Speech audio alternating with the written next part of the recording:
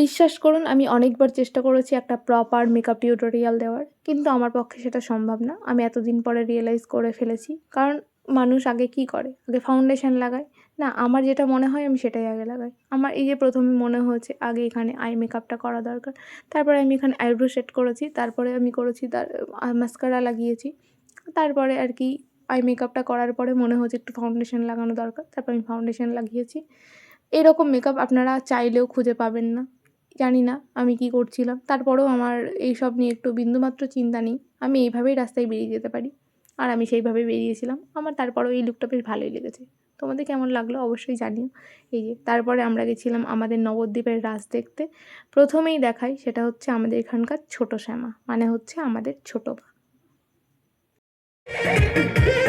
পুজো হবে আর এখানে এই পার্টটা মিসিং থাকবে সেটা কি হয়? দেখো এদিকে ছেলে মেয়ে সবাই তাদের মতো করে এনজয় করছে। আমার পুজোতে এই জিনিসগুলো সত্যিই খুব ভালো লাগে। কারণ এই কয়েকটা দিন মানুষ সমস্ত কিছু ভুলে গিয়ে নিজেদের মতো করে এনজয় করে।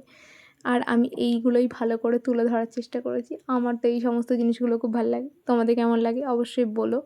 আর তারপরে আমরা খুব বেশি দূর যাইনি। এই কয়েকটা ঠাকুর দেখেই চলে এসেছিলাম। আর বাকি অন্য ভ্লগে শেয়ার করা আছে আমাদের নবদ্বীপের রাস। তোমরা চাইলে ওটা দেখতে পারো। তো এই ভিডিওটা এটুকুই। আজকের মতো টাটা।